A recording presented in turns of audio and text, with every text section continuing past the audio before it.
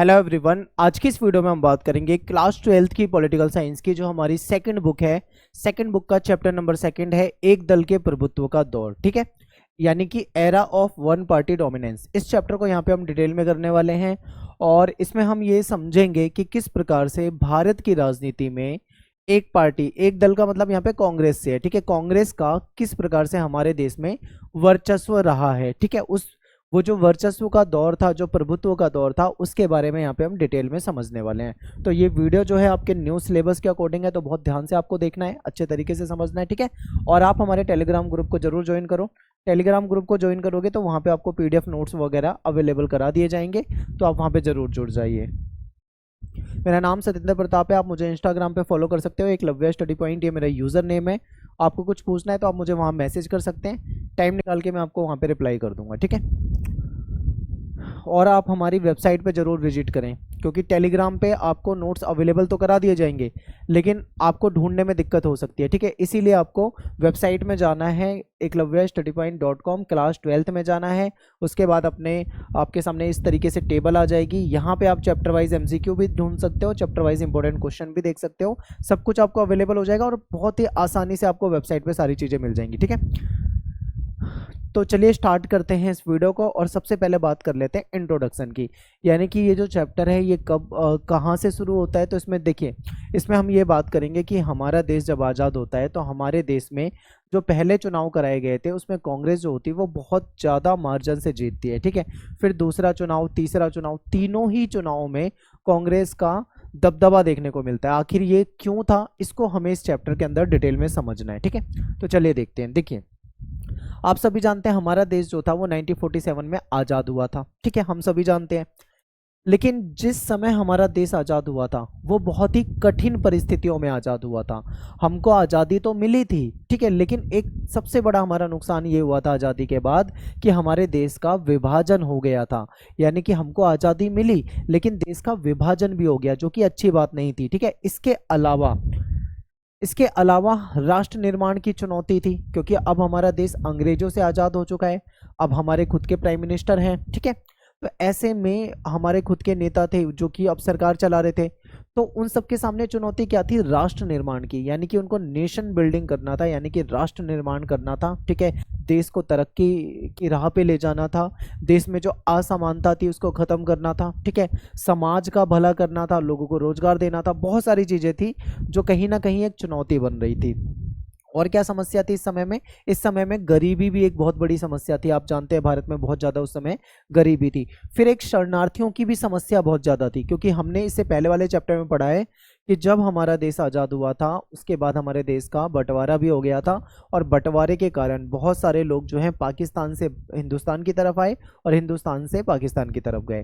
तो लाखों की संख्या में लोग जो थे एक जगह से दूसरी जगह पे उनका स्थानांतरण हुआ था, और जब वो एक जगह से दूसरी जगह पे गए थे तब क्या हुआ था, उनको कोई जाते ही घर थोड़ी मिल गया था, उनको रिफ्यूजी कैंप में यानी शरणार्थी शिविर में रहने के लिए मजबूर होना पड़ा था। तो शरणार्थियों की समस्या भी एक बहुत बड़ी समस्या थी। फिर रियासतों की समस्या भी थी। आपको पता है हमारे यहाँ पे रियासतें थी, उन रियासतों का एकीकरण करना था, उनको भारतीय संघ में मिलाना था, जो कि हम चैप्टर 1 में डिटेल में पढ़ चुके हैं। तो ये भी एक चुनौती थी। तो कहने का मतलब ये है कि 1947 में जब हमारा देश आज़ाद हुआ था तो वो बहुत ही कठिन परिस्थितियों में आज़ाद हुआ था। ये सारी समस्याएं हमारे सामने थी। ठीक है, ये सब आपको याद रखना है। आगे चलते हैं। हमारे नेताओं के सामने सबसे बड़ी चुनौती जो थी वो थी लोकतंत्र कायम करने की। यानी जो हमारे नेता थे वो लोकतंत्र को कायम करना उनकी जिम्मेदारी थी। ठीक है, उनके लिए चुनौती भी थी। हालांकि देखो, बहुत सारे देश ऐसे हैं जो आज़ाद हुए, वहाँ पे या तो वन पार्टी डोमिनेंस दिखता है आपको, या फिर वहाँ पे सेना का शासन भी आपको देखने को मिलेगा, या वहाँ पे लोकतंत्र के अलावा कोई दूसरी व्यवस्था देखने को मिलेगी। लेकिन भारत ने ऐसा नहीं करा, हमने पहले ही डिसाइड कर रखा था। यानी जब हमारा देश आज़ाद भी नहीं हुआ था ना, उस समय भी हम ये चीज़ सोच कर बैठे थे, हम ये डिसाइड करके बैठे थे कि हमें अपने देश में लोकतांत्रिक शासन चाहिए। ठीक है, यानी कि डेमोक्रेसी चाहिए। तो ये स्थापित करना हमारे नेताओं के लिए एक चुनौती थी। फिर वैश्विक परिप्रेक्ष्य को भी देखिए, यानी कि ग्लोबल जो इसका एक प्रोस्पेक्टिव है, नज़रिया है, उसको देखते हैं कि दुनिया भर में क्या चल रहा था। तो देखिए, एशिया और अफ्रीका के बहुत सारे जो नव स्वतंत्र यानी जो नए नए आज़ाद देश थे, इन्होंने लोकतंत्र को नहीं अपनाया। जो मैं आपको पहले बता रहा था कि भारत ने लोकतंत्र को अपनाया, भारत आज़ाद हुआ, उसने लोकतंत्र अपना लिया। लेकिन दुनिया में और भी बहुत सारे देश हैं जो आज़ाद हुए थे लेकिन उन्होंने लोकतंत्र को नहीं अपनाया, ठीक है। उन देशों के नेताओं का ये मानना था कि राष्ट्रीय एकता लोकतंत्र से अधिक महत्वपूर्ण है, यानी उन्होंने अपने देश की एकता को ज़्यादा इंपॉर्टेंट माना, उन्होंने डेमोक्रेसी यानी लोकतंत्र को ज़्यादा महत्वपूर्ण नहीं माना। इसके अलावा देखो, लोकतंत्र से विभाजन और संघर्ष उत्पन्न हो सकता है, यानी कुछ देश के कुछ जो नए देश आज़ाद हो रहे थे उन देश के नेताओं को ऐसा लग रहा था कि अगर वो लोकतंत्र अपने देश में स्थापित करेंगे तो उनके देश में विभाजन हो सकता है, ठीक है, और वहाँ पे संघर्ष हो सकता है। इसीलिए कुछ देशों ने, चाहे वो एशिया के देश हों चाहे अफ्रीका के देश हों, उन्होंने लोकतंत्र को नहीं अपनाया, ठीक है। आगे देखो, परिणाम स्वरूप क्या हुआ कि कई देश जो थे वहां पे एक व्यक्ति का शासन हो गया, यानी एक ही व्यक्ति वहां पे शासन कर रहा है, या फिर कई देशों में एक दलीय व्यवस्था बन गई, ठीक है, जहां पे एक ही पार्टी है उसी को शासन करने का अधिकार है, ऐसा भी देखने को मिला। कुछ देशों में तो सैन्य तानाशाही भी देखने को मिली, यानी कि सेना का शासन वहां पे आ गया, सैनिक शासन चलने लगा। लेकिन भारत ने ऐसा नहीं करा। मैं आपको ग्लोबल जो वैश्विक परिप्रेक्ष्य है उसको समझा रहा हूँ कि दुनिया में क्या क्या हुआ था, ठीक है, लेकिन भारत में ऐसा नहीं हुआ। भारत देश आज़ाद हुआ, देश के दो टुकड़े भी हो गए यानी विभाजन भी हो गया, उसके बाद भी भारत ने क्या करा, लोकतंत्र को अपनाया, ठीक है। तो भारत ने क्या करा, एक अलग राह चुनी, यानी कि एक अलग ही रास्ता चुन लिया। भारत ने भी वैसे ही कई चुनौतियों का सामना किया था जैसा उन देशों ने किया, लेकिन फिर भी हमारी जो भारतीय जो नेता हैं उन्होंने शुरुआत से ही लोकतंत्र को अपनाया, ठीक है। अब आपके मन में क्वेश्चन आएगा, क्यों? हम भी तो सेना का शासन ला सकते थे, हम भी तो एक पार्टी को ही रख सकते थे, इतनी सारी पार्टी क्यों रख ली गई, ठीक है, ये सारा सिस्टम हमने क्यों अपनाया? तो आपके मन में क्वेश्चन आ सकता है। तो इस क्यों का जवाब ये होगा, क्योंकि स्वतंत्रता संग्राम, यानी जब हमारे देश में आज़ादी की लड़ाई चल रही थी, यानी स्वतंत्रता संग्राम चल रहा था, उसी समय लोकतांत्रिक मूल्यों पे ये भी आधारित था, यानी हमारे यहाँ पे पहले से ही लोकतंत्र डिसाइड था कि लोकतंत्र होगा। सभी ये मानकर बैठे थे कि हमारे यहाँ पे जो शासन होगा वो लोकतांत्रिक शासन होगा, ठीक है, तो ये पहले से ही डिसाइड था। फिर गांधी, नेहरू, अंबेडकर जैसे जो नेता थे हमारे यहाँ पे, इनका विश्वास था कि जनता की आवाज़ में ही शक्ति है, यानी कि अगर हम लोकतंत्र लाएंगे तो कहीं ना कहीं हमारे देश के लिए क्या होगा, बेहतर साबित होगा, ठीक है। यानी कि पहले से ही सब लोकतंत्र को पसंद करते थे हमारे यहाँ पे और लोकतंत्र को ही लाना चाहते थे, ठीक है। तो इसलिए हमने एक अलग राह चुनी और हमने अपने यहाँ पे एक लोकतांत्रिक व्यवस्था को अपनाया। फिर हमारे नेताओं का ये भी मानना था कि राजनीति कोई समस्या नहीं है बल्कि समाज की समस्याओं का समाधान है, ठीक है। हमारे जो नेता हैं वो राजनीति को यानी पॉलिटिक्स को एक समस्या के रूप में नहीं देखते, बल्कि वो ये मानते हैं कि समाज की समस्या को खत्म अगर किया जा सकता है तो वो राजनीति से किया जा सकता है, ठीक है। ये बहुत इंपॉर्टेंट लाइन है, ये भी आपको याद रखना है। आगे देखिए, लोकतंत्र में क्या होता है, डेमोक्रेसी में क्या होता है, हमारे यहाँ पे लोकतंत्र है तो आखिर लोकतंत्र में होता क्या है? यहाँ पे जनता तय करती है कि उन्हें कैसे शासित किया जाए, यानी कि जनता तय करेगी कि कौन उन पे शासन करेगा। आपको पता है ना, जब इलेक्शन होते हैं लोकतांत्रिक देशों में तो जनता जाती है, वोट देती है, ठीक है। वो अपनी मर्जी से किसी भी कैंडिडेट को वोट दे सकती है। उस जनता को लगता है कि भाई ये नेता अच्छा है और ये हमारे लिए काम करेगा तो हम इसको जिता देंगे, तो वो उसको वोट देकर जिता सकते हैं। यानी कि जनता के हाथ में पावर होती है। कहने का मतलब ये है, जनता चाहे तो किसी को सत्ता में ला सकती है, जनता चाहे तो किसी को सत्ता से हटा भी सकती है, ठीक है। फिर यहाँ पे क्या होता है, अलग अलग विचार हो सकते हैं लेकिन लोकतंत्र उन्हें शांतिपूर्वक तरीके से सुलझाने का अवसर देता है। अब आपने देखा होगा हमारे यहाँ पे क्या होता है, बहुत सारी राजनीतिक पार्टियां हैं, हम सभी जानते हैं। अब ये जो राजनीतिक पार्टियां होती हैं इनके विचारधाराएं अलग होती हैं, इनके बीच में लड़ाई झगड़ा विवाद भी हो जाता है। आप देखते हो संसद में आपने देखा होगा कैसे कैसे लड़ते रहते हैं नेता, लेकिन इनके विचार अलग होने के बावजूद भी, ठीक है, लोगों के विचार अलग होने के बावजूद भी कहीं ना कहीं शांतिपूर्वक तरीके से इसको सुलझा लिया जाता है, ठीक है। ये लोकतंत्र में ही होता है, बाकी जगह पे ऐसा नहीं होता। आगे देखिए, फिर यहाँ पे राजनीतिक प्रतिस्पर्धा सामान्य है और ये तय करने में मदद करती है कि जनहित में क्या सबसे अच्छा है। यानी यहाँ पे जो राजनीतिक प्रतिस्पर्धा होती है, यानी कि जो पॉलिटिकल पार्टियों के बीच में जो कॉम्पिटिशन होता है वो एक नॉर्मल है, ठीक है, कॉम्पिटिशन रहता ही है। और ये तय करने में मदद भी करता है कि जनता के हित में हमको क्या करना चाहिए। यानी कि हर पार्टी ये चाहती है कि जनता के हित में कोई ऐसा कोई पॉलिसी लेकर आए जिससे कि उनको वोट तो मिले लेकिन जनता का फायदा भी हो जाए, ठीक है। तो ये भी देखा जाता है। अब बात करते हैं आगे भारत के संविधान के बारे में। ये सब हम पढ़ चुके हैं पहले से, ठीक है। भारत का संविधान आप सभी जानते हो 26 नवंबर 1949 को बन गया था, ठीक है, हम सभी जानते हैं। इस पे सिग्नेचर हो गए थे 24 जनवरी 1950 को, और लागू कब हो गया था ये 26 जनवरी 1950 से पूरी तरीके से हमारा संविधान लागू हो गया था। हो सकता है आपके पेपर में MCQ क्वेश्चन में यहाँ से पूछा जा सकता है, तो ये तीनों आंकड़े जो हैं, डेटा जो है आपको याद रखना है, ठीक है। अब बात कर लेते हैं इलेक्शन कमीशन ऑफ इंडिया, जिसको ECI कहा जाता है, यानी कि भारतीय निर्वाचन आयोग, ठीक है। इसको चुनाव आयोग भी कहा जाता है। तो चुनाव आयोग को जानते हैं कि चुनाव आयोग क्या है। तो चुनाव आयोग, जैसा कि नाम से पता लग रहा है इलेक्शन कमीशन, इसका काम क्या होता है, इलेक्शन करवाना, ठीक है, यानी कि चुनाव करवाना। तो समझते हैं भारत का जो निर्वाचन आयोग है, यानी कि जो हमारा इलेक्शन कमीशन है, ये कब बना था, ये जनवरी 1950 में बना था। इंपॉर्टेंट है, पेपर में MCQ में पूछा जाएगा कि भारत का चुनाव आयोग कब बना था, तो आपको याद रखना है जनवरी 1950 में बना था, ठीक है। सुकुमार सेन, ये भी नाम आपको याद रखना है, बहुत इंपॉर्टेंट है, पेपर में पूछा जाता है। सुकुमार सेन जो थे हमारे पहले मुख्य चुनाव आयुक्त बने थे, ठीक है।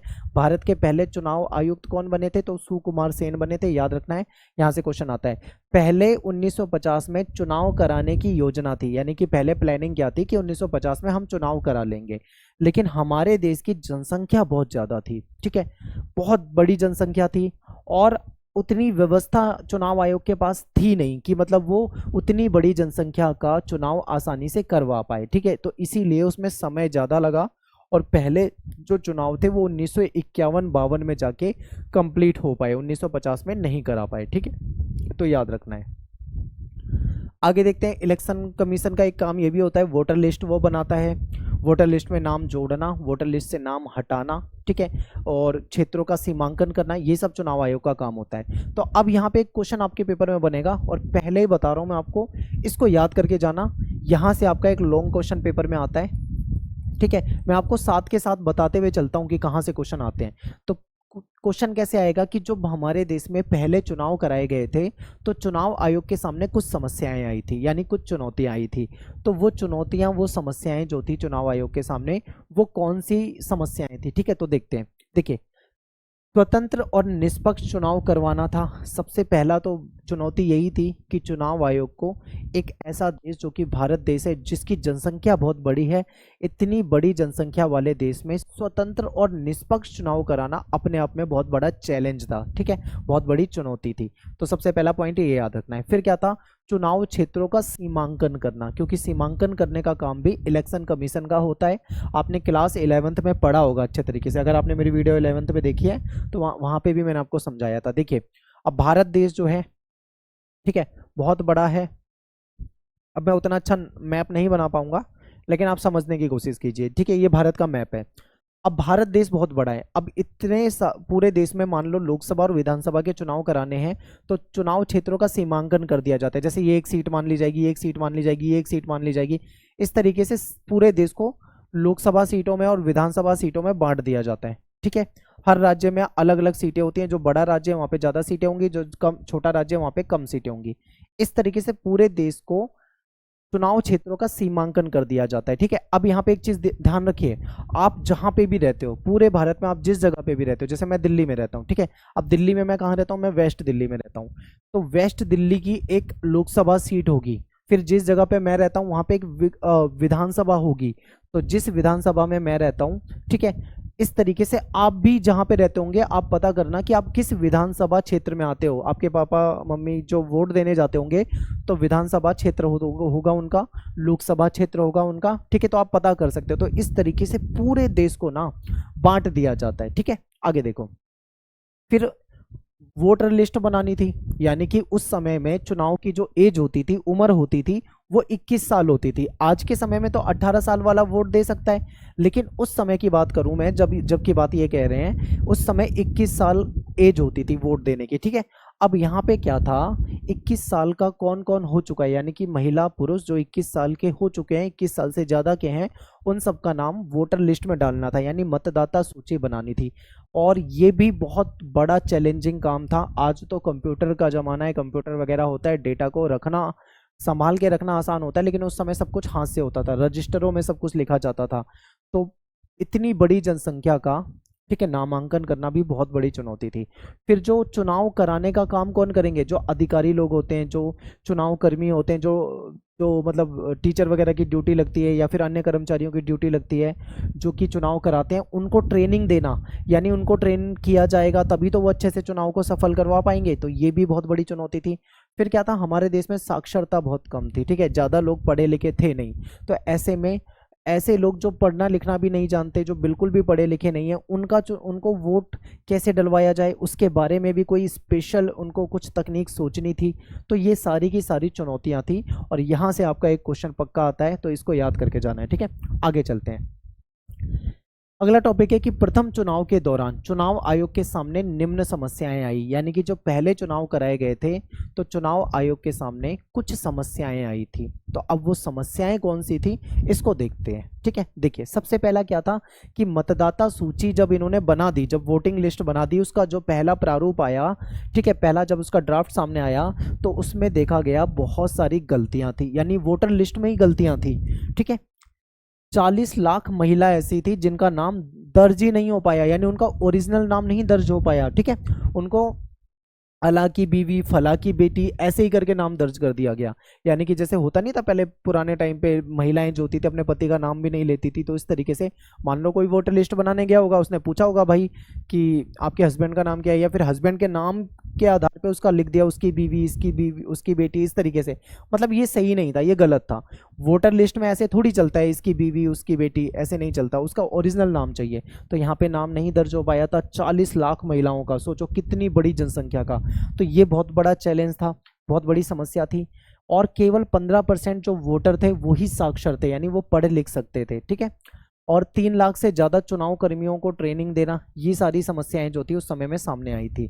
तो ये आपको समझना है। ठीक है, अब इसके बाद क्या हुआ था, जब ये पहली वोटर लिस्ट आ गई थी तो इसको रिजेक्ट कर दिया था इलेक्शन कमीशन ने। उसने कहा था ऐसे नहीं चलेगा, दोबारा से लिस्ट बनाओ। इसीलिए चुनाव 1950 में नहीं हो पाए। ठीक है, बहुत लंबा प्रोसेस होता है, काफ़ी टाइम लगा। फिर देखो, जब हमारे देश में चुनाव कराए जा रहे थे ना, तो कुछ एक्सपर्ट लोग भी थे। ठीक है, वो एक्सपर्ट लोग जो थे वो अपने अपने तरीके से बोल रहे थे, ऐसा होगा वैसा होगा, ये क्या कर रहे हैं, वो क्या कर रहे हैं, ऐसा होता है ना। तो उनके एक्सपर्ट की भी सुन लो। प्रथम चुनाव को लेकर लोगों के मन में कुछ शक था, कुछ शंकाएं थी। शंकाएं क्या थी, एक हिंदुस्तानी संपादक जो था उसने क्या कहा, हमारे यहाँ पे जो इलेक्शन हो रहा था उसको इतिहास का सबसे बड़ा जुआ करार दिया। यानी उसने क्या कह दिया कि ये इतिहास का सबसे बड़ा जुआ है। इतना मतलब गलत उसने हमारे इलेक्शन को इतने गलत नजरिए से देखा। इसके बाद देखो, एक ऑर्गेनाइजर नाम की मैगजीन होती थी, ऑर्गेनाइजर नाम की जो मैगजीन थी, इसने क्या लिखा ये देखिए। इसने अपनी मैगजीन में लिखा कि जवाहरलाल नेहरू जो हैं अपने जीवित रहते, यानी अपने जिंदा रहते ही ये देख लेंगे और पछताएंगे कि भारत में सार्वभौम वयस्क मताधिकार जो था ये कैसे असफल रहा, यानी फेल हो गया। क्योंकि हमारे यहाँ पे सार्वभौम वयस्क मताधिकार को अपनाया गया था, यानी कोई भी महिला जो अपनी एज, उस समय की बात कर रहा हूँ, 21 साल पूरी कर चुकी हो, कोई भी पुरुष जो अपनी एज 21 साल पूरी कर चुका हो, वो वोट देने का उसको अधिकार होता था, जो हमारे यहाँ पे किया गया था। इसको ना ऑर्गेनाइजर नाम की जो मैगजीन थी उसने अच्छा नहीं माना। उसने बोला नेहरू जी क्या कर रहे हैं, अपने जीते जी देख लेंगे कि और पछताएंगे कि ये जो इन्होंने स्कीम लेकर आए थे कैसे ये फेल हो गई। ठीक है, ये इन्होंने कहा।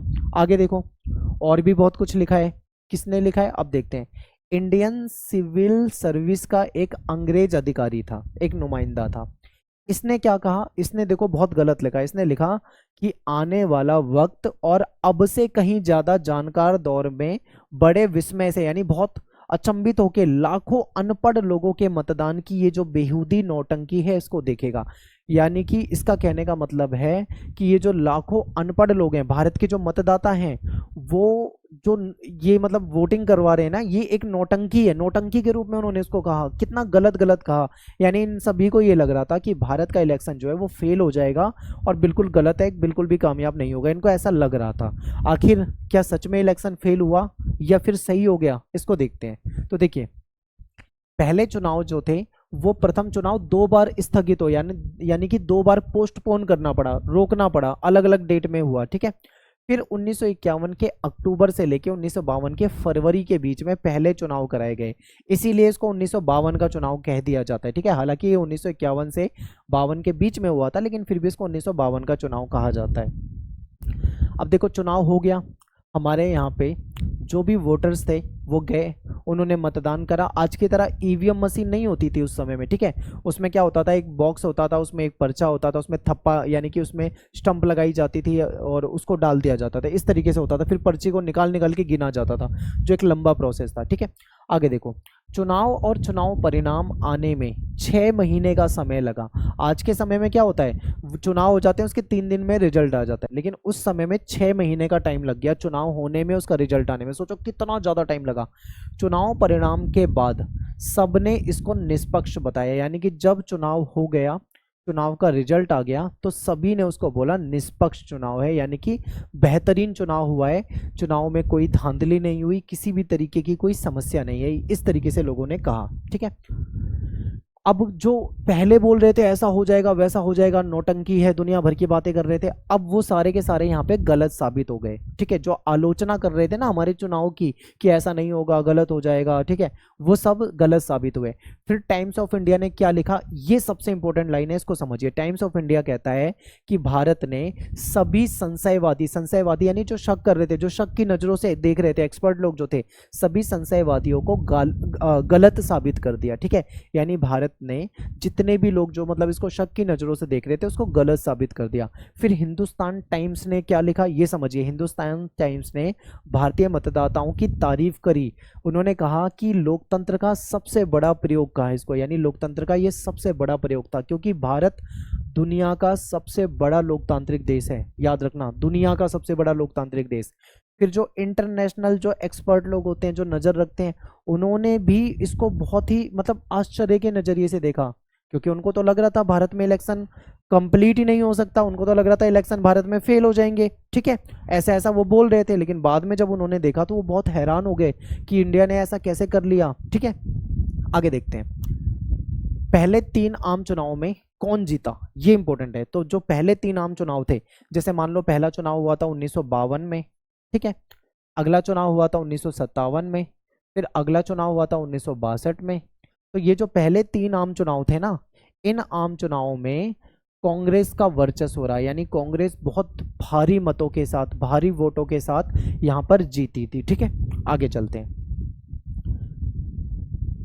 नेहरू जी जो थे वो देश के पहले प्रधानमंत्री बना दिए गए थे। अब प्रथम 3 आम चुनाव जो थे, इसका आपके सामने ग्राफ रखा हुआ है, इसको बहुत ध्यान से देखो। देखो पहला चुनाव जो था 1952 में जब हुआ था,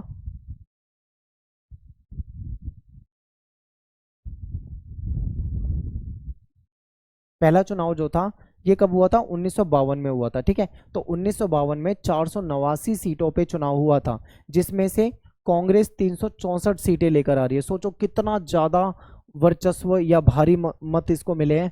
फिर दूसरा चुनाव जो था, जो कि 1957 में हुआ था, 494 लोकसभा की सीटों पे हुआ था, जिससे कांग्रेस जो थी 371 यानी 371 सीटें लेकर आ रही है। तीसरा चुनाव जो था 1962 में हुआ था, जो कि 494 लोकसभा सीटों पे हुआ था, इसमें कांग्रेस ने 361 सीटें जीती।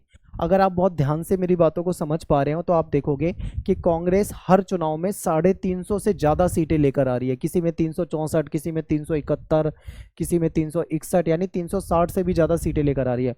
और बाकी पार्टियां कितनी ला रही हैं, कोई 37 सीटें ला रहा है, कोई 42 सीटें लेके आ रहा है, कोई 29 सीटें लेके आ रहा है, कोई 15-16 सीटें लेके आ रहा है, ठीक है।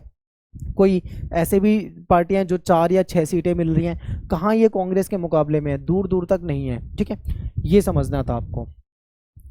प्रथम 3 आम चुनाव का ये पूरा ग्राफ बना दिया आपके सामने, इतनी इतनी सीटें मिली जो मैं आपको बता चुका हूँ। आगे चलते हैं। अब प्रथम लोकसभा चुनाव जो थे, उसमें कांग्रेस ने 489 सीटों में से 364 जीती थी, ये इंपॉर्टेंट है। और यहाँ पे आपको ये याद रखना है, पेपर में ये भी आता है कि प्रथम आम चुनाव में, ठीक है, दूसरे नंबर पे कौन सी पार्टी रही थी, तो कम्युनिस्ट पार्टी रही थी। कम्युनिस्ट पार्टी 16 सीट लेकर दूसरे नंबर पे रही थी, ठीक है। लोकसभा के चुनाव के साथ साथ विधानसभा के भी चुनाव कराए गए। आज के समय में क्या होता है, अलग अलग चुनाव होते हैं, यानी लोकसभा के चुनाव अलग होते हैं, विधानसभा के चुनाव अलग होते हैं, ठीक है, अलग अलग समय में होते हैं। उस समय क्या होता था, एक साथ ही करा दिए जाते थे, यानी लोकसभा के चुनाव भी हो जाते थे, विधानसभा के भी हो जाते थे। तो लोकसभा के चुनाव के साथ साथ विधानसभा के भी चुनाव कराए गए। केरल, उड़ीसा और मद्रास, इन जगह को छोड़ दो, इसके अलावा पूरे देश में केवल और केवल कांग्रेस जीती। यानी विधानसभा के चुनाव में इन 3 जगह पे कांग्रेस नहीं जीत पाई, बाकी सभी जगह पे वही जीती। लेकिन लोकसभा में तो भारी बहुमत से बहुमत के साथ कांग्रेस आई थी, ठीक है। ये हो गया। अगला टॉपिक देखो, प्रथम 3 चुनाव में कांग्रेस के प्रभुत्व का कारण, यानी कि प्रथम 3 आम चुनाव में कांग्रेस भयंकर वोटों के साथ जो जीत रही है, इसका कारण क्या था। यहां पे आपका लॉन्ग क्वेश्चन आएगा,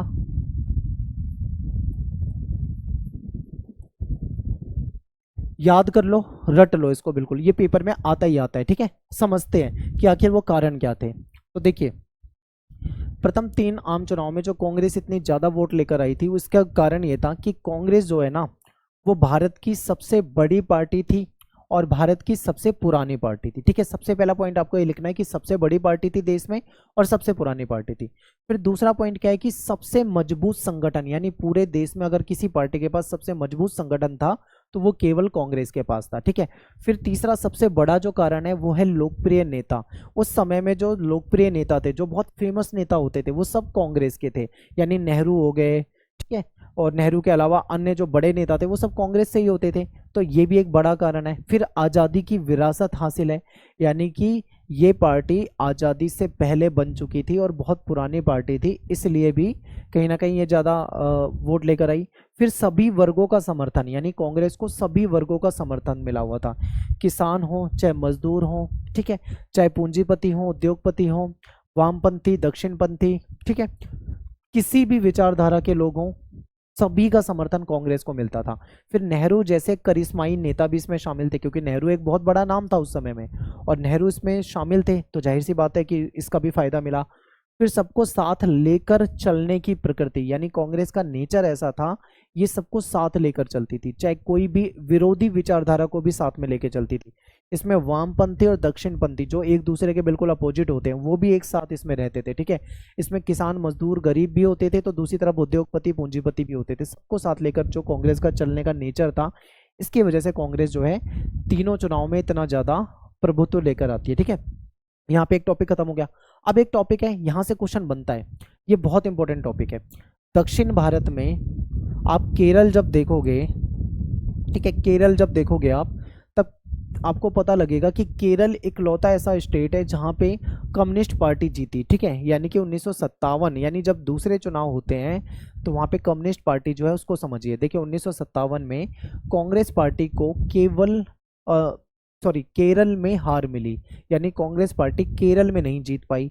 1957 के मार्च महीने में विधानसभा के चुनाव हुए थे। कम्युनिस्ट पार्टी जो थी वो केरल की विधानसभा की सबसे ज़्यादा सीटें लेकर आने वाली इकलौती पार्टी बनी, और ये दुनिया में पहली बार हुआ था जहाँ पे कम्युनिस्ट पार्टी, क्योंकि कम्युनिस्ट पार्टी चाहे चाइना की हो चाहे रसिया की हो, लोकतंत्र वहाँ पे नहीं है, यानी पहली बार दुनिया में किसी लोकतांत्रिक देश में कम्युनिस्ट पार्टी मतलब वोट लेकर, ठीक है, इस तरीके से जीती हो, पहली बार ऐसा हुआ था। कम्युनिस्ट पार्टी को कुल 126 सीटों में से 60 सीटें मिली, यानी टोटल 126 सीटें थी वहां पे, ठीक है। 126 सीटें टोटल थी, जिसमें से 60 सीटें कम्युनिस्ट पार्टी लेकर आती है और 5 इंडिपेंडेंट जो होते हैं, 5 स्वतंत्र उम्मीदवार, यानी 5 जो होते हैं जिसको हम निर्दलीय कहते हैं या फिर इंडिपेंडेंट कहते हैं या स्वतंत्र उम्मीदवार कहते हैं, उन्होंने भी इनको समर्थन कर दिया, यानी 5 लोग इनके साथ और आ गए, तो 65 सीटें हो गई और इनको बहुमत मिल चुका था, इन्होंने अपनी सरकार बना ली थी, ठीक है। ऐसा यहाँ पे हुआ था। आगे देखो, राज्यपाल ने कम्युनिस्ट पार्टी जो कम्युनिस्ट विधायक दल हैं उनके नेता को बुलाया था, ठीक है, सरकार बनाने के लिए न्योता दिया, क्योंकि जो सबसे ज़्यादा सीटें लेकर आता है उस पार्टी को बुलाया जाता है सरकार बनाने के लिए। तो EMS नंबूरीपाद जो थे ये CM बने थे, इनको बुलाया गया था। दुनिया में पहली बार ऐसा हुआ था जब कोई कम्युनिस्ट पार्टी सरकार लोकतांत्रिक चुनावों के जरिए आई हो, ठीक है, ऐसा हुआ यहाँ पे। उसके बाद एक और इंटरेस्टिंग घटना होती है जहाँ से आपके पेपर में क्वेश्चन बन जाता है। अब केरल में सत्ता में आ जाती है कम्युनिस्ट पार्टी, कांग्रेस यहाँ पे सत्ता से हो जाती है बेदखल, ठीक है। अब ऐसे में क्या होता है, कांग्रेस ने क्या करा, अपनी शक्तियों का गलत इस्तेमाल करा, यानी 1959 में केंद्र की कांग्रेस सरकार ने, क्योंकि केंद्र में तो कांग्रेस की सरकार थी, केरल में कम्युनिस्ट पार्टी की सरकार थी, अब केंद्र की सरकार ने क्या करा, केरल की कम्युनिस्ट पार्टी की सरकार को संविधान का जो आर्टिकल 356 है, 356 के तहत उस पार्टी को सस्पेंड कर दिया, यानी कि उसको सरकार से बर्खास्त कर दिया, ठीक है, यानी सरकार से इनको हटा दिया, जो कि गलत था, क्योंकि ये जीत कर आए थे, ठीक है। कोई भी पार्टी हो देश में अगर वो जीत कर आई है तो उसको ऐसे केंद्र की सरकार नहीं हटा सकती, अगर हटाती है तो वो संविधान के खिलाफ माना जाता है, ठीक है। ये फैसला बहुत ही विवादास्पद था, बहुत विवाद हुआ इसमें। इसमें ये कहा गया कि संविधान की जो आपातकालीन शक्ति है, जो इमरजेंसी वाली शक्ति है, उसका दुरुपयोग किया गया था। ठीक है, ये इसका पहला उदाहरण था और बार बार कांग्रेस ने ऐसा करा। कई राज्यों में उन्होंने कई अन्य पार्टियों को भी इसी तरीके से सत्ता से बेदखल किया हुआ है। ठीक है, तो यहाँ पे अपना एक टॉपिक खत्म हो जाता है पूरी तरीके से। अब बात करते हैं कांग्रेस के प्रभुत्व की प्रकृति। कांग्रेस को थोड़ा डिटेल में जानते हैं। ठीक है, कांग्रेस के आज के समय में जो चुनाव चिन्ह है उसमें आपको हाथ दिखाई देता है ना, लेकिन उस समय में कांग्रेस का चुनाव चिन्ह हाथ नहीं होता था, बल्कि दो बैलों की जोड़ी। क्या होता था? दो बैलों की जोड़ी। ये कांग्रेस का चुनाव चिन्ह होता था उस समय में, पुराने समय में। तो ये कांग्रेस के बारे में समझते हैं। तो चलिए कांग्रेस की प्रभुत्व की प्रकृति जो है इसको अच्छे तरीके से समझ लेते हैं। देखिए, कांग्रेस के प्रभुत्व की प्रकृति यानी कांग्रेस का ऐसा नेचर क्यों रहा है कि वो हमेशा से जीतती आई है, क्या इसके पीछे कारण था? तो देखिए, भारत ही एकमात्र देश ऐसा नहीं है, इस लाइन को बहुत ध्यान से समझना, यानी भारत दुनिया में इकलौता ऐसा देश नहीं है जो एक पार्टी के प्रभुत्व के दौर से गुजरा हो। दुनिया में बहुत सारे देश ऐसे हुए हैं जहां पे एक ही पार्टी का शासन रहा है या फिर एक पार्टी का वर्चस्व रहा है। ठीक है, दुनिया में कई ऐसे देश हैं जहां पे एक पार्टी के प्रभुत्व का आपको उदाहरण मिल जाएगा। ठीक है, जैसे चाइना में कम्युनिस्ट पार्टी दिख जाएगी। ठीक है, अमेरिका या दूसरे देशों में जाओगे वहाँ पे कोई दूसरी पार्टी दिख जाएगी जिसका वहाँ पे वर्चस्व रहा हो। लेकिन बाकी मुल्कों में, बाकी देशों में जो एक पार्टी का वर्चस्व है और भारत में जो एक पार्टी का वर्चस्व है, दोनों में बहुत बड़ा अंतर है। ये अंतर आपको समझना है। तो देखिए, बाकी मुल्कों में यानी बाकी देशों में एक पार्टी का प्रभुत्व और भारत में एक पार्टी के प्रभुत्व के बीच में बहुत बड़ा अंतर है। बाकी मुल्कों में एक पार्टी का प्रभुत्व लोकतंत्र की कीमत पे कायम हुआ है, यानी वहां पे लोकतंत्र नाम की कोई चीज नहीं है। लेकिन भारत में लोकतंत्र है, यानी कि भारत में लोकतंत्र है और लोकतांत्रिक तरीके से वो एक पार्टी जीत कर आती है। हमारे यहाँ पे ये नहीं है कि एक ही पार्टी को जीतने का अधिकार है, कोई भी पार्टी बना सकता है, चुनाव लड़ सकता है, जीत सकता है, अपनी सरकार बना सकता है, सबको अधिकार है। लेकिन बाकी देशों में ऐसा नहीं है, बाकी देशों में अन्य लोगों को ये अधिकार नहीं मिला हुआ है। तो यही फर्क है भारत में और अन्य देशों में। कुछ देश जैसे कि एग्जांपल आपके सामने है चाइना का, क्यूबा, सीरिया, यहाँ का जो संविधान है, यहाँ पे तो सिर्फ एक ही पार्टी को देश में शासन की अनुमति दी गई है। यानी कि कई देश ऐसे हैं, जैसे कि नाम आपके सामने नाम रख दिया, चाइना, क्यूबा, सीरिया, यहाँ के तो संविधान ही कहता है कि देश में एक ही पार्टी शासन चला सकती है, उसके अलावा कोई दूसरी पार्टी शासन नहीं चला सकती। क्या भारत में ऐसा है? भारत में ऐसा नहीं है। भारत में तो ना जाने कितनी पार्टियां हैं। ठीक है, आगे देखते हैं। म्यांमार, बेलारूस, इरिट्रिया, ये यहाँ पे भी एक ही पार्टी का आपको वर्चस्व देखने को मिलता है, लेकिन ये कानूनी और सैन्य उपाय के चलते हुआ है। ठीक है, और अब से कुछ साल पहले तक मैक्सिको हो गया, साउथ कोरिया हो गया, ताइवान हो गया, यहाँ पे भी एक ही पार्टी का प्रभुत्व होता था, ये भी एक ही पार्टी के प्रभुत्व वाले देश होते थे। ठीक है, भारत में कायम एक पार्टी का प्रभुत्व जो है इन उदाहरणों से बिल्कुल अलग है। हमारे यहाँ पे एक पार्टी का प्रभुत्व जो है वो लोकतांत्रिक स्थिति में है, यानी कांग्रेस ने वर्चस्व, अपना कांग्रेस का वर्चस्व रहा है। क्यों? क्योंकि लोग कांग्रेस को वोट देते थे। आज के समय में कांग्रेस आप ये लगा लो 10-15 साल से सत्ता से बाहर है। आज के समय में बीजेपी का वर्चस्व आपको देखने को मिलता है। ठीक है, क्यों? क्योंकि लोग बीजेपी को वोट दे रहे हैं। तो हमारे यहाँ पे ये सिस्टम है कि लोग जिसको पसंद करते हैं उसको सत्ता में ला सकते हैं, लोग जिसको पसंद नहीं करते उसको सत्ता से हटा सकते हैं। तो ये सब होता है। अनेक पार्टियों ने मुक्त और निष्पक्ष चुनाव के माहौल में एक दूसरे से होड़ की और तब भी कांग्रेस पार्टी एक के बाद एक चुनाव जीतती गई। अब यहाँ पे भी समझना है, हमारे यहाँ पे क्या था? खुला कंपटीशन था, सभी आओ चुनाव लड़ो, जीत के दिखाओ। ठीक है, तो यहाँ पे खुला कंपटीशन था, निष्पक्ष चुनाव हुआ, सबने चुनाव लड़ा, लोगों ने उनको वोट दिया। हमेशा लोगों ने कांग्रेस को ज़्यादा वोट दिए, लोगों ने कांग्रेस को ज़्यादा पसंद करा, इसलिए कांग्रेस हमारे यहाँ पे ज़्यादा समय तक सत्ता में रही। ठीक है, ये समझना था। तो ये फर्क है भारत में और दूसरे देशों में। अब देखो, कांग्रेस एक सामाजिक और वैचारिक गठबंधन के रूप में, ये बहुत इंपॉर्टेंट है, अच्छे तरीके से समझना है, यहाँ से क्वेश्चन आ जाता है पेपर में। देखिए, कांग्रेस कब बनी थी? 1885 में बनी थी। सोचो कितनी पुरानी पार्टी है। किसने बनाई थी? एक अंग्रेज ने बनाई थी, A.O. ह्यूम ने। कांग्रेस पहले राजनीतिक पार्टी नहीं थी, बल्कि ये नवशिक्षित लोग जो थे, कामकाजी लोग जो थे, व्यापारिक वर्ग जो थे, इनका एक संगठन होता था। कांग्रेस मतलब अमीर लोगों का एक संगठन होता था शुरू शुरू में। ठीक है, वो कोई राजनीतिक पार्टी नहीं थी। बाद में धीरे धीरे इसने अपना दायरा बढ़ाया और एक राजनीतिक पार्टी बन गई। लेकिन 20वीं सदी में इसने जन आंदोलन का रूप ले लिया, क्योंकि जब गांधी जी के आंदोलन चल रहे थे तो कांग्रेस भी उसके साथ हो गई, तो फिर कांग्रेस का दायरा जो था वो बढ़ता गया। ठीक है, इस वजह से कांग्रेस ने एक जनव्यापी राजनीतिक पार्टी का रूप ले लिया, यानी बाद में एक ये बड़ी राजनीतिक पार्टी का रूप ले चुकी थी। राजनीतिक व्यवस्था में भी इसका दबदबा कायम हो गया, क्योंकि जो बड़े बड़े नेता होते थे, जो बड़े बड़े लोग होते थे, वो सब कांग्रेस के थे। यानी शुरू शुरू में कांग्रेस में कौन होते थे? अंग्रेजी दा, यानी जो अंग्रेजी बोलने वाले लोग थे, ऊंची जाति के लोग जो थे, उचले मध्यम वर्ग के लोग जो थे, शहरों के जो अमीर लोग थे, इन्हीं का बोलबाला था। ठीक है, लेकिन कांग्रेस ने जब भी सविनय अवज्ञा जैसे आंदोलन चलाए, तब उसका सामाजिक आधार बढ़ गया, क्योंकि उसमें फिर गरीब लोग, मजदूर लोग, किसान लोग, महिलाएं वगैरह सब शामिल होने लगे, यानी कि इसका दायरा बढ़ गया। शुरू में कुछ चुनिंदे लोग ही कांग्रेस में होते थे। ठीक है, आगे देखो, कांग्रेस ने जो अलग अलग विरोधी हित के समूह थे उनको एक साथ जोड़ दिया। जैसे कि देखो, एक दूसरे के अपोजिट, जैसे एक तरफ है वामपंथी, एक है दक्षिणपंथी, दोनों एक दूसरे के कट्टर दुश्मन है, कट्टर विचारधारा के विरोधी हैं, लेकिन कांग्रेस में एक साथ रहते थे। ठीक है, कांग्रेस में किसान और उद्योगपति, शहर के रहने वाले और गांव के निवासी, मजदूर लोग, मालिक लोग, ठीक है, निम्न वर्ग और उच्च वर्ग, ये सभी, निचली जाति और ऊंची जाति, सभी को एक साथ जगह मिली। यानी धीरे धीरे कांग्रेस का जो नेतृत्व था वो बढ़ता गया, अलग अलग लोग इसमें शामिल होते गए, हर जाति के, हर पेशे के लोग इसमें शामिल होते गए। इसी तरीके से कांग्रेस जो थी उसमें गांव के लोग, शहरों के लोग, हर तरह के लोग आ गए, तो कांग्रेस का दायरा जो था बहुत बढ़ गया था। आज़ादी के समय की बात करें तो उस समय में कांग्रेस एक सतरंगे सामाजिक गठबंधन की शक्ल अख्तियार कर चुका था।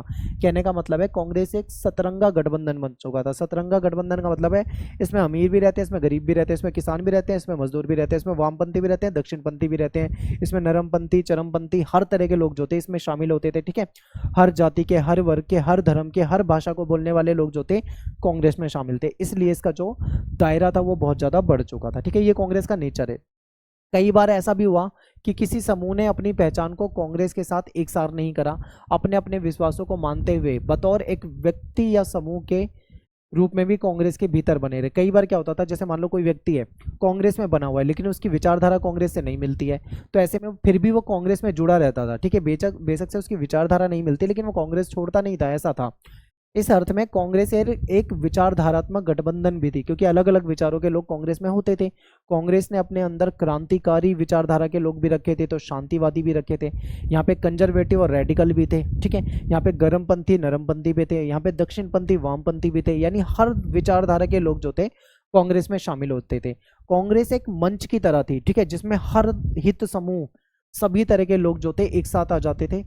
तो इस तरीके का कांग्रेस का पहले नेचर होता था, पहले इस तरीके की कांग्रेस थी, लेकिन धीरे धीरे कांग्रेस में काफी बदलाव आए। ठीक है, आगे देखो, एक बहुत इंपॉर्टेंट टॉपिक है गुटों में तालमेल और सहनशील, क्योंकि कांग्रेस पार्टी में अलग अलग गुटों के लोग रहते हैं, उनके बीच में तालमेल भी देखने को मिलता है, तो सहनशीलता भी देखने को मिलती है, और कभी कभी संघर्ष भी देखने को मिलता है। ठीक है, इसको समझते हैं। कांग्रेस सभी को अपने संगठन में शामिल कर लेती थी। इसकी जो स्ट्रेटजी थी, इसकी वजह से विपक्ष जो था कठिनाई में पड़ गया, क्योंकि विपक्ष के पास कोई ऑप्शन ही नहीं बचा। जो विपक्ष बोलेगा वो चीज कांग्रेस अपने में कर लेती थी। ठीक है, इसलिए विपक्ष को बहुत दिक्कत होती थी। विपक्ष कोई बात कहता तो कांग्रेस उस विचार को शामिल कर लेती, यानी उसमें जगह मिल जाती। इससे पार्टी में विवाद भी हो जाते थे, लेकिन फिर भी सहनशीलता होती थी, लोग फिर भी जुड़े रहते थे। अगर कोई पार्टी सत्ता में हिस्सा पाने से नाखुश है तो वो पार्टी में तब भी बना रहता था। कांग्रेस पार्टी के भीतर अलग अलग गुट, अलग अलग समूह थे जो कि एक साथ इसमें रह जाते थे। ठीक है, तो कांग्रेस का एक ऐसा नेचर हो गया था कि वो हर चीज को अपने अंदर समाहित कर सकती थी। ठीक है, तो ये इसका नेचर था। अब बात करते हैं विपक्षी पार्टियों का उद्भव, अलग अलग पार्टियां कैसे बनी देश में, उसको देखते हैं। तो भारत में विपक्षी पार्टी तो थी, लेकिन उन्हें कांग्रेस जैसा बहुमत नहीं मिलता था। आपने पहला चुनाव, दूसरा चुनाव, तीसरा चुनाव ध्यान से देखा उस ग्राफ को, तो कांग्रेस कहाँ 370 360 सीटें लेके आ रही है, लेकिन जो विपक्ष की पार्टी थी, कोई 16 सीट ला रही है, कोई 5 सीट ला रही है, कोई 4 सीट ला रही है, कोई 10 सीट ला रही है। इतनी सीटें मिल रही है, कहाँ 300 350 सीटें, और कहाँ 16 सीटें, 15 सीटें, 10 सीटें। तो समझो विपक्ष तो भारत में था, लेकिन उसको बहुमत नहीं मिलता था, यानी उतनी वोट मिल नहीं पाते थे कि वो उनको टक्कर दे सके। इनमें से कई पार्टी 1952 के आम चुनाव से कहीं पहले बन चुकी थी, यानी पहले आम चुनाव से पहले बन चुकी थी कई पार्टी, और कुछ ने 60 और 70 के दशक में देश की राजनीति में अपनी भूमिका भी निभाई थी। आज की लगभग सभी गैर कांग्रेसी पार्टी की जड़ें जो है 1950 के दशक में किसी ना किसी विपक्षी पार्टी में खोजी जा सकती है। बिल्कुल, जो वामपंथी हैं, जो कम्युनिस्ट है, लेफ्टिस्ट हैं, आपने देखा होगा देश में आग लगाते रहते हैं, कई जगह ऐसी आपको देखने को मिलेंगे। ये भी कहीं ना कहीं आपको इनकी विचारधारा देखने को मिलेगी। जो दूसरी विचारधारा के लोग हैं वो भी आपको कहीं ना कहीं देखने को मिल जाते हैं। तो सभी जो हमारे यहाँ पे आज के समय में विपक्षी पार्टी है, किसी ना किसी पार्टी में उसकी जड़ें आपको मिल जाएगी। 1950 के दशक में इन सभी विपक्षी दलों को लोकसभा अथवा विधानसभा में कहने भर को प्रतिनिधित्व मिल पाया। फिर भी इन दलों की मौजूदगी ने हमारी शासन व्यवस्था को कहीं ना कहीं लोकतांत्रिक बनाने का प्रयास किया। बेशक से किसी का एक ही सांसद हो, दो सांसद हो, कोई बात नहीं, कम से कम लोकतंत्र हमारे देश में कायम रहा। ठीक है, ये इंपॉर्टेंट है। फिर इन दलों ने कांग्रेस पार्टी की जो पॉलिसी थी और व्यवहार थे उसकी आलोचना करी। विपक्षी पार्टी जो थी वो विपक्षी पार्टियों ने शासक दल पर अंकुश रखा और इन दलों के कारण ही कांग्रेस पार्टी के भीतर भी शक्ति संतुलन बना रहा, क्योंकि विपक्ष होना जरूरी है। विपक्ष क्या होता था, कांग्रेस की जो भी पॉलिसी होती थी उसका विरोध करता था, उसमें कमियां निकालता था, और ये जरूरी भी होता है लोकतंत्र में। ठीक है, कोई ना कोई कमियां निकालने वाला होना चाहिए। इन दलों ने लोकतांत्रिक राजनीति की विकल्प की संभावनाओं को जीवित रखा। इन दलों ने एक ऐसा नेता तैयार किया जिन्होंने आगे के समय में हमारे देश की तस्वीर को संवारने में महत्वपूर्ण भूमिका निभाई।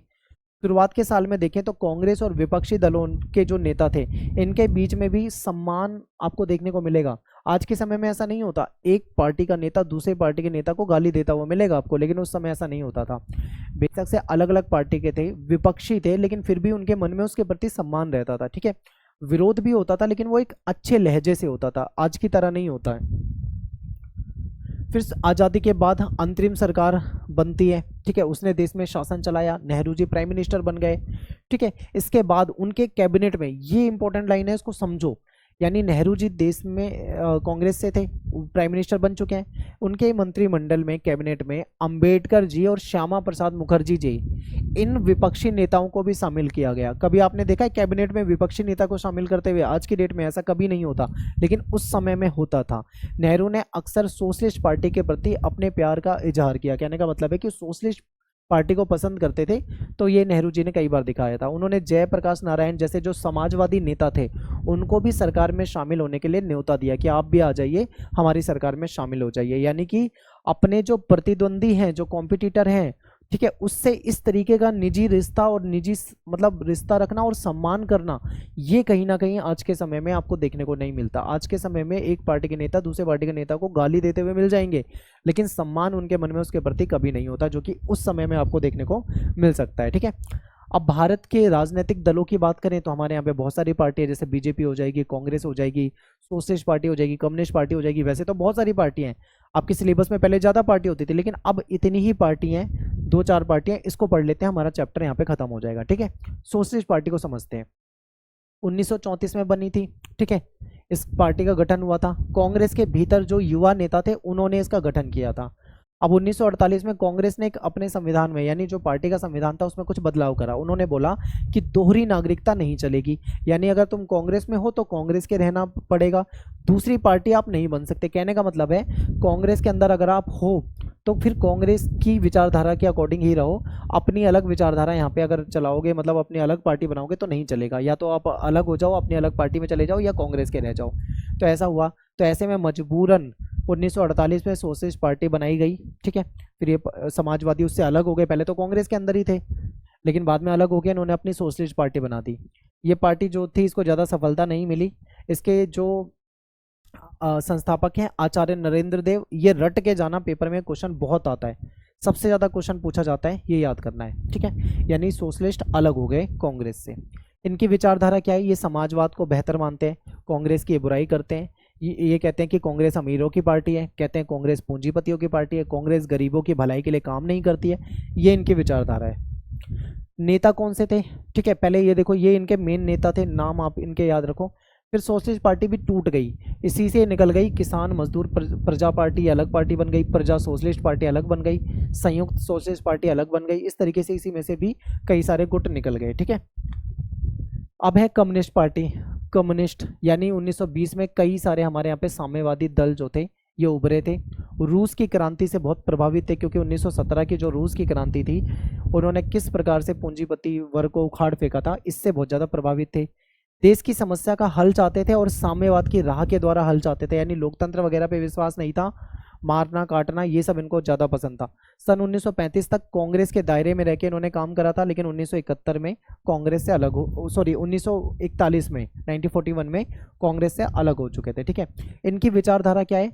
इन्होंने कहा था कि 1947 में जो देश आज़ाद हुआ है वो सच्ची आज़ादी नहीं है, अभी भी हम गुलामी की जंजीरों में जकड़े हुए हैं, ऐसा ये कहते हैं।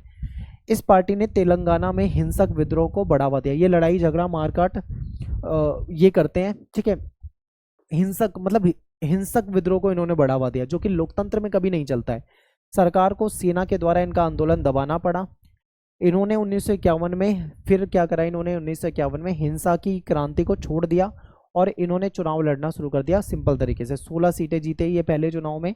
इनको सपोर्ट कम ही राज्यों में मिलता है, जैसे कि आंध्र प्रदेश हो गया, पश्चिम बंगाल हो गया, बिहार, केरल, यहाँ पे। और अब तो ये पश्चिम बंगाल से भी ख़त्म हो रहे हैं, बिहार में भी कुछ खास नहीं है, केरल वेरल में ये मिल जाते हैं, बाकी जगह कम्युनिस्ट पार्टी पूरी तरीके से फेल है। लेकिन 1964 में ये पार्टी दो हिस्सों में टूट गई थी। एक तो थी कम्युनिस्ट पार्टी जिसको कहा जाता है CPI यानी कम्युनिस्ट पार्टी ऑफ इंडिया, और दूसरी थी CPI-M, ठीक है, यानी communist party of India. M का मतलब मार्क्सवादी लेनिनवादी विचारधारा। ठीक है, ये बिल्कुल अलग है।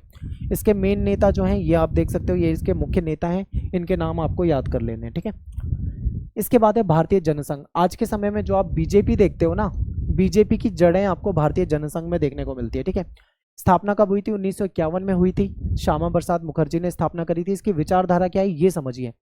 ये कहते हैं कि पाकिस्तान को भारत में मिलाओ और अखंड भारत बनाओ। ठीक है, ये कहते हैं हिंदी को राजभाषा बना दो। अल्पसंख्यकों को रियायत का विरोध करते हैं, जो अल्पसंख्यकों को जो सब्सिडी वगैरह या कोई फायदा मिलता है उसका ये विरोध करते हैं। अंग्रेजी भाषा का विरोध करते हैं। ये कहते हैं एक देश होना चाहिए, एक राष्ट्र होना चाहिए, एक संस्कृति होनी चाहिए, एक ही कल्चर को हमें अपनाना चाहिए। ठीक है, मुख्य नेता कौन से हैं? श्यामा प्रसाद मुखर्जी, दीनदयाल उपाध्याय, बलराज मधोक। समर्थन वाले राज्य इनको राजस्थान में समर्थन है, MP में समर्थन है, दिल्ली, उत्तर प्रदेश। ठीक है, यहाँ पे इनको समर्थन था। अब ये बीजेपी हो चुकी है तो अब इसको पूरे देश में समर्थन है। ठीक है, तो यहाँ पे अपना ये जो चैप्टर खत्म हो जाता है। आई होप आपको अच्छे से समझ में आया होगा। मिलते हैं आपसे नेक्स्ट वीडियो में। Thanks for watching. ठीक है, वीडियो को लाइक जरूर कर दें, कमेंट कर दें, शेयर कर दें, ज़्यादा से ज़्यादा शेयर कर दें। Thanks for watching. जय हिंद, जय भारत।